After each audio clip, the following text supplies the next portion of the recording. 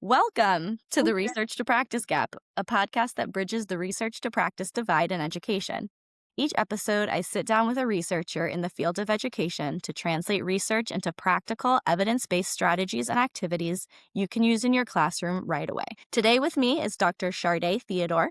She is an assistant professor at Morgan State University in the Department of Teacher Education and a faculty affiliate of the National Center for the Elimination of Educational Disparities.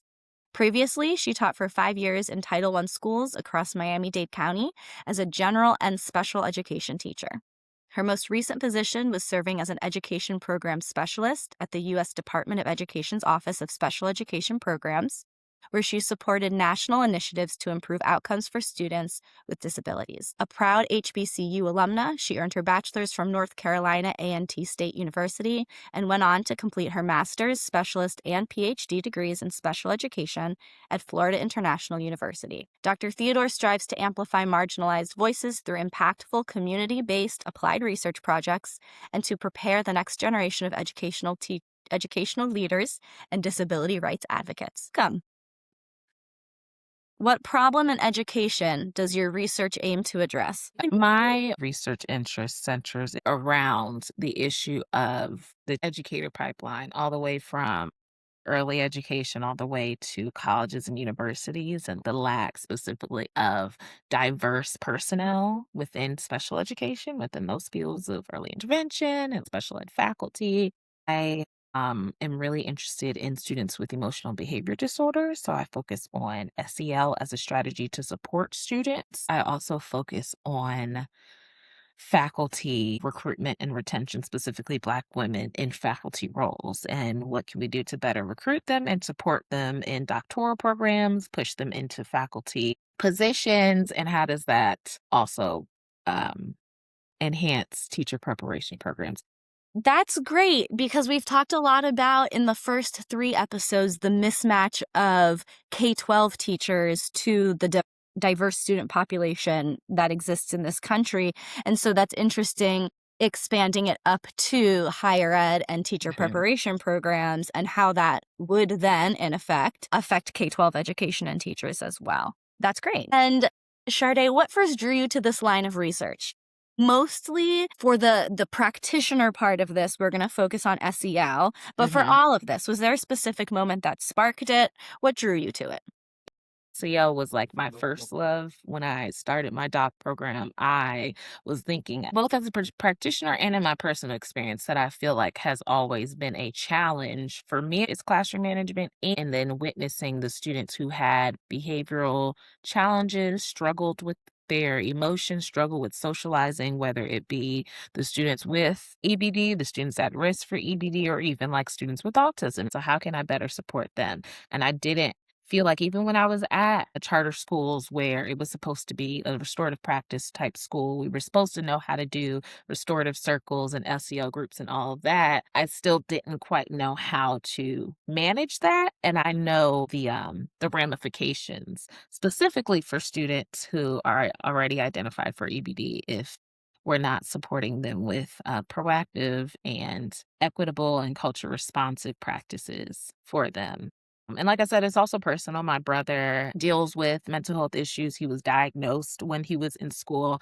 And I remember my mom asking me, probably in the beginning of my doc program, as I've become a special educator, as I've learned the things, we will talk about her from the parent side and her experiences. And I remember one time her expressing that she kind of felt guilty because she didn't know what to do, but also the Mm. school, he was more isolated. And that's why I like SEL, because it not only addresses what I feel like we often spend too much time focusing on when it comes to behavior and how to target behavior and manage behavior and behavioral interventions and target externalized behaviors. But my brother was dealing with bipolar disorder, but also he was isolating, he was withdrawing, he was showing more of those internal signs. And I remember my mother saying, the school would say, hey, we're not necessarily concerned, but they would, talk to me about his behavior, but they would just say he doesn't participate or he's always quiet. And I'm thinking that's a good thing. At least he's not shouting at you. Isn't it a problem if he's quiet? I didn't take that as that's something to look for. I mean, we went to counselors and all the things, like, she tried her best, but in the terms of that school-related support, I have heard from her being a parent how she didn't feel like the school did enough for him. So for me, being able to, like, do research, that is really important for me. And then later on, my own experiences in doctoral programs, and again, me going into a faculty line, how the doctoral programs impact my intentions, but also other Black women that I've met, our intentions to go into faculty lines and the ramifications in teacher ed programs. But we're here for SEL. Yeah. Well, and I think that's important too because, we were both K-12 teachers and Mhm. then got out of public education for, I'm sure, a whole bunch of different reasons and a whole bunch of the same reasons too. And I'm sure that there are other people out there who might at some point want to navigate higher ed. But yeah, I guess we will focus on SEL, which is social emotional learning. I don't think that either of us said what that stands for yet. And in education, as we all know, there's like 7 million acronyms. The beginning, you mentioned you struggled with classroom management as a early teacher, maybe throughout, even as an EBD teacher myself, and having specialized training kind of in behavior. I struggled with behaviors as well. And a lot of what we've talked about so far on this podcast have been school-wide or class-wide sort of Mhm. universal things that teachers can do that can help eliminate some of these more severe behaviors or more severe problems or even placement into Mhm. specialized programs or settings for students. So I'm really excited to jump in. My next question was about who should really care about this research, like teachers, administrators, teacher educators, policymakers. I think you really answered that with your answer because everybody at different levels should care about various aspects of all of it. Yes, and I wanna add something too. Yeah. When I think about, like you said, the lack of training, when I think about even before that, I came from a teacher prep program from an HBCU, and studied both elementary ed and special ed, and my one course on behavior management was online, like, fully online, and this is before Zoom. I was very unprepared, and I think I, like, took it either junior or senior year, like, right before I was about to enter the classroom.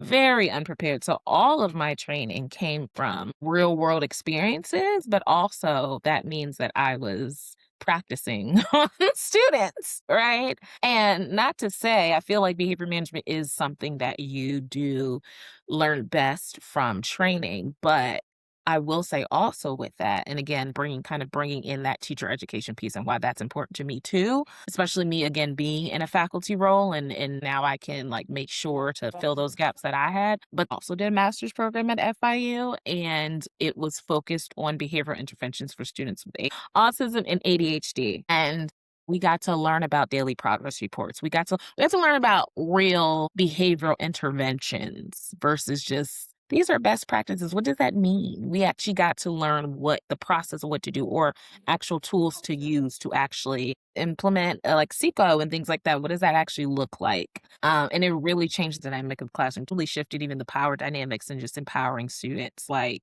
to take ownership in their behavior and like the class community. Cause then I had like class jobs and that was tied to like, the way I use Class Dojo, just all the different things, it was way more targeted and made more sense. But again, it wasn't until I had to enroll into a master's program to learn those things that helped. Sure, ed program that I teach in, we sort of force everyone to get a bachelor's degree in special education. We don't have only an elementary ed track. And Mhm. even with that, there's still only one classroom management class, and it is very basic, like proximity control, consequences, Teacher plane, rules. yeah, yeah. Yeah. And I mean, I love anything that has to do with behavior. And so we know that behavior is taught just like academics, like any Mhm. other skill.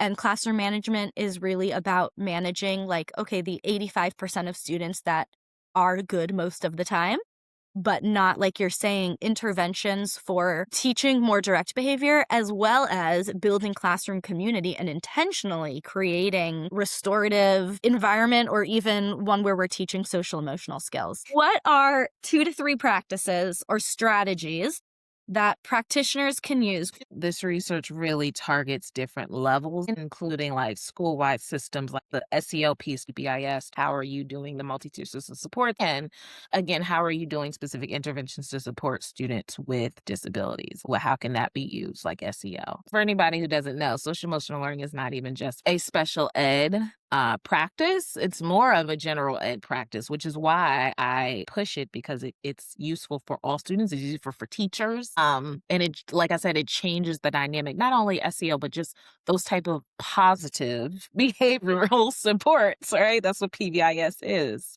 behavioral interventions and supports.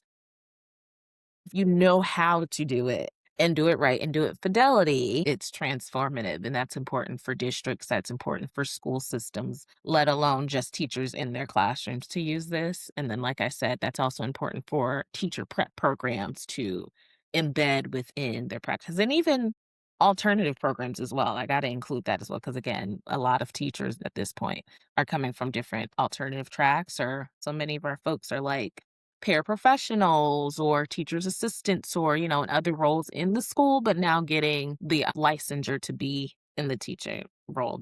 And I think in the change in, I know each, state is different and has their own issues, but in Florida, we're seeing a really big movement into charter schools. And so Mhm. what that means is what's left in typical classes are kids that don't necessarily meet the standard for charter schools. Post COVID, I think we're seeing a lot more behaviors, a lot more students coming in with trauma.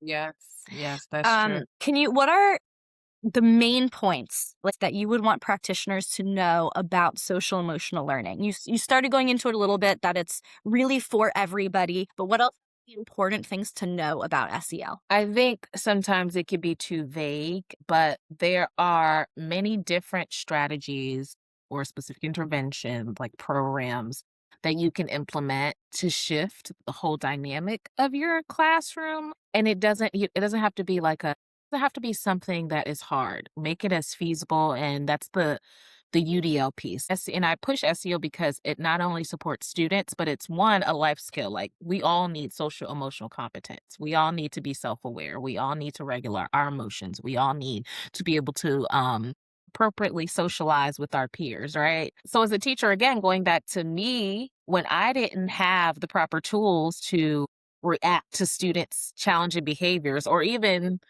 be proactive about it, and then I'm reacting to their behaviors. I'm also stooping to their levels with 9-year-olds. I'm also shouting and yelling and losing my voice, right? I'm also, like threatening them. And I'm also getting to that point where I'm exhausted versus doing something and beginning to set a tone in a different community. So, for example, little things that I did at like a universal everybody could benefit were brain breaks.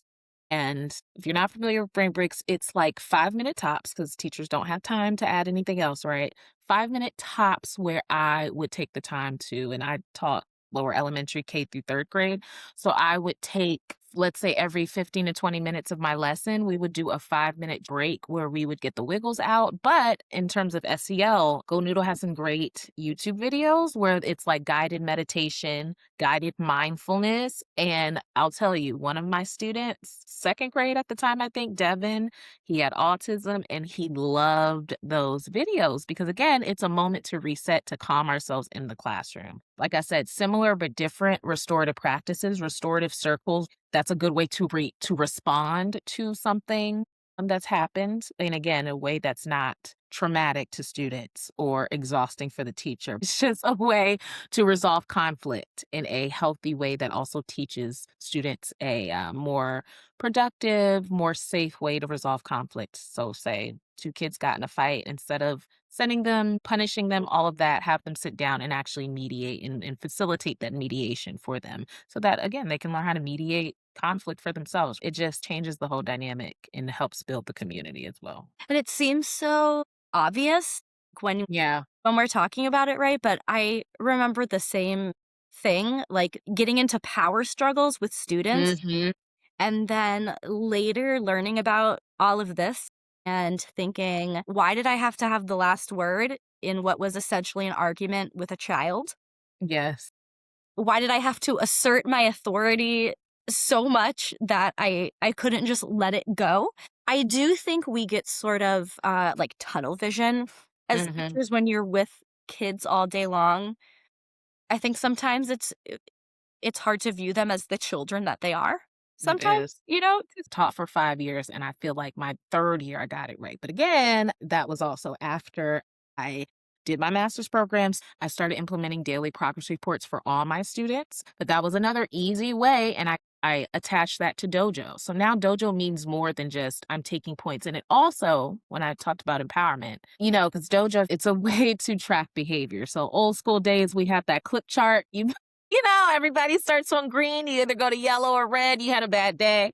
Now there's Dojo. You can set up different behavioral expectations for your class. Like everybody needs to stay in their seat, no calling out, things like that. And you can take away points. And that was something that the school did. So it was mandated. But once I started attaching their daily progress reports and I'm tracking their behavior for each period that I had them, and it's tied to reward at the end of the week. So they're collecting points, and I'm also teaching them, I'm not taking points from you because I didn't like students saying, you took a point, but I'm not taking away. You are telling me that you want to lose it. You have to take accountability. Your actions, you know the rules. We went over it. I told you I'm gonna give you a warning. After the warning, it's point. I'm not talking about it. But also it helps them understand. And again, this is first grade, second grade, that my actions have consequences. And that's how you also being firm but also affirming and letting them know I care so much about you that I'm giving you this consequence because it's important for you to know that your actions have consequences. Like, I don't want to take this from you, but you kept talking and I told you 3 times. But now I got to take the dojo away, and now we're going to put it on your daily progress report. Your mom is going to have to sign it. There's a process. So now I don't have to fight about it. There's a way students can learn, take accountability, and it's something, again, that was very feasible for me to do. But yes, that power struggle is real. And it only escalates things. It does not very seldomly. Right, because then you're teaching them that when something happens, we're going to fight about it. There must be some Mhm. room for negotiation because 'cause we're still talking. Exactly. Yeah. Exactly. And so Yeah. how would you do the progress reports then? Because I know I had to do those as an EBD teacher, but they were extensive and took a lot of time. I was a resource Okay. teacher. I have 14 first and second graders. So it was very useful, and I'm so glad that I started implementing because that became something that I did all the time. But at one, all the students would have to keep track of their daily progress report. Since I was a resource teacher, they all came from like different homeroom classes, and I would pull them out for reading, math, and writing. So they would stay with me, and then I would take them back to the homeroom. It's just like they're coming in for that and they're going out. So because of all that traffic, I would keep them and we would just pull it up at the end of the block. And, I would put the little face, it was the happy face. How did I do? Basically, the clip chart idea. And at the end of the week, I also tied it to a different reward system than Dojo. I called them dolphin dollars because the school mascot was a dolphin. So I created these little dolphin dollars, probably got it from Teacher Pay Teacher, printed out, laminated it. So they had to keep up with it, but they did keep up with it because I also had a little wallet system. So they would keep their little dollars.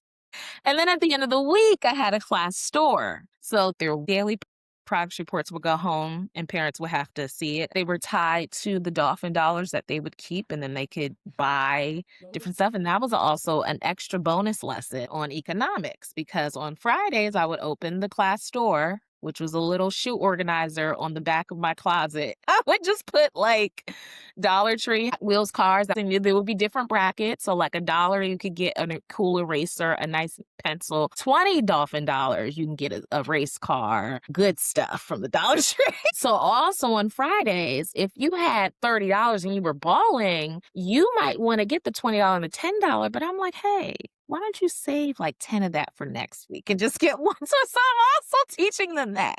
And one more thing, they also had class jobs. So I had somebody who managed the class store. I actually had a kid, first grader, who managed my class dojo. I'd be like, hey, can you go ahead and take 1 point? They love that.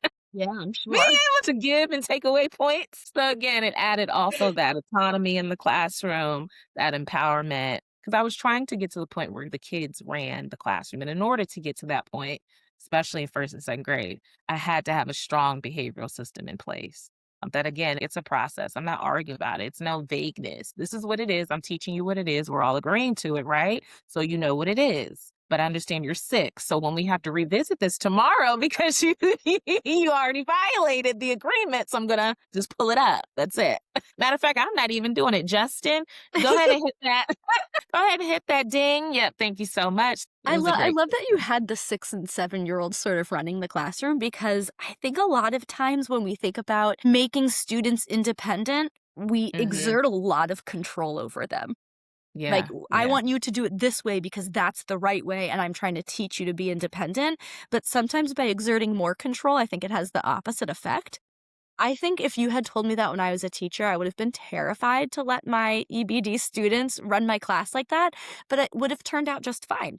It would have been awesome because most of them were very rules oriented and could judge others' behavior, if not always their own. And I think that could have worked out great in my classroom. And so it sounds like a lot of what you were doing in your classroom, I don't know if your whole school did it, was Mhm. PBIS, right? Mhm. How is SEL different from that? Does it also include like explicit teaching of emotions? So, did you also do that in your classroom? You only had a very short amount of time with them. How did you manage to incorporate that with being a resource pull-out teacher?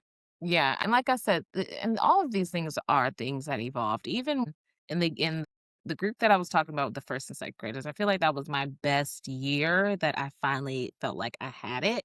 And after that, I felt like I was good at behavior management too, but I just felt like I really because I changed schools after that.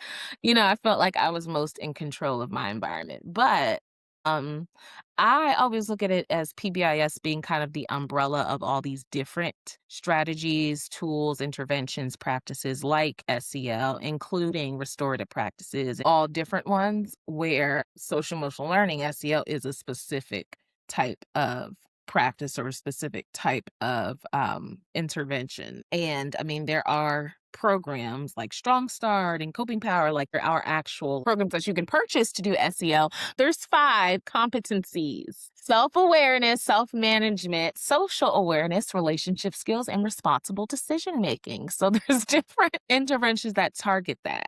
And so if people work with students with autism, a popular tool that you can use is social skills training. And you can do like social stories. That is a type of SEL practice where you're explicitly teaching students how to understand their own feelings, how to understand other people's feelings, what to do in social situations. You can do explicit modeling of different situations. It includes a lot of peer collaboration, peer mediated coaching, peer mediated mentoring. But basically, and this was for students with autism, they had other students in the school who signed up to be a peer coach. And they had the PECs, or they had the augmented language around their neck to help communicate.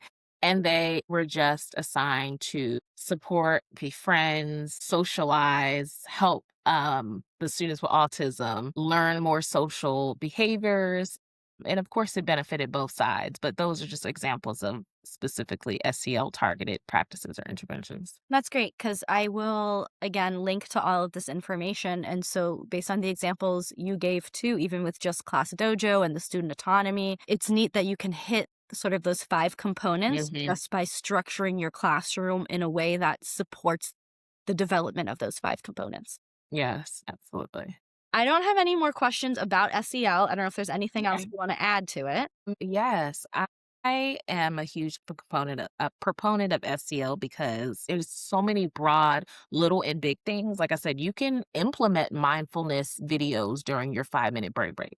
There's very easy things, and you can do that, or all the way up to this other side of actually purchasing a intervention that's built by publishing company. There's such a spectrum of ways that you can implement SEL strategies and interventions. So that's why I definitely advocate it. But again, also, it's just a bigger part of PBIS. So the bigger thing is in making sure you're being proactive, making sure that you're using positive and culture responsive practices in the classroom. Various teachers work in various states where maybe certain named things aren't allowed to be used, but then knowing those 5 components and just universally having them in your classroom as things you are supporting within students is SEL without the name. Exactly. Exactly. Talking to kids about how to regulate when they're stressed out or they're upset. A lot of students deal with testing anxiety. Another quick strategy you can do is check in with them before, have them write down how they're feeling, come up with coping strategies. Like you said, we don't have to call it SEL.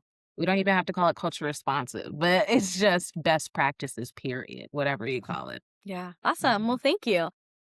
My last few questions are really just about you. You mentioned what sparked this. Has your own thinking as a researcher or educator changed because of the research you've done or the work you've done on this? Oh, absolutely. It's because I realized that SEL is important, but it's not perfect. And that's why I'm also pushing for culture responsive SEL. And one thing that I was surprised at when I first started researching culture responsive SEL is it's not an operational definition of it yet. There's a lot of researchers adopting and adapting interventions to make it culture responsive, but we're not quite at the point. What are the competencies of culture responsive SEL? So that's something that we're still working towards. Yes, I'm a proponent of SEL, but it's not a one size fits all. It's not perfect. There's great research about how it's effective specifically for Black students with disabilities, but not enough yet. Not enough. So it keeps going, and you still have to, as a practitioner, use your best practices and build on those relationships that you're making with students instead of just trying to find a one size fits all solution. Yeah. And I think you kind of answered my next question which was, what questions remain unanswered for you and what are you studying next? Is it that? Culturally responsive SEL? Yeah, currently I'm doing a systematic lit review, which is just a kind of like a comb through of all the research articles out there that focus on interventions that have been done around culture responsive SEL. And there's still not many. And like I said, this is work that I've been doing, that I've done before, and I'm doing it again to see if there's anything new. And there has, especially since COVID and the greater awareness around mental health, especially in schools, there are a lot more, but still surprisingly not enough as you would think. So yeah, the work definitely still continues. And where can educators or anyone go to learn more about your work? Do you have anything published, recently published? What's going I on? do. I do. I'll be at a few conferences. Like I said, I have a new systematic lit review coming out. I have a few things that I've published, a practitioner piece as well. So I'll share that with you so you can share it out to your listeners. I am an assistant professor at Morgan State University, but I'm also a faculty affiliate of the National Center for the Elimination of Educational Disparities. And I do a lot of work specifically in Baltimore City, Baltimore County, but also at a national level to try to just collaborate and make partnerships and identify ways that more again reduce national disparities in education. That's awesome. I will link to everything you send me so that Thank people can you. look into it. Thank you. Thanks for joining and sharing all your knowledge on SEL. Thank you. It was a pleasure to be here. Good to see you again. Thank you for listening to the Research to Practice Gap. If this episode challenged your thinking or gave you something practical to try, share it with a fellow educator. You can find us on Instagram, TikTok, YouTube, and Facebook at the Research to Practice Gap, and subscribe anywhere you listen to your podcasts so you never miss an episode. If you have any questions, feedback, or would like to be featured on the podcast, you can reach out to us at researchtopracticepod@gmail.com. Research doesn't change classrooms, educators do. Until next time, keep reflecting, keep questioning, and keep bridging the gap.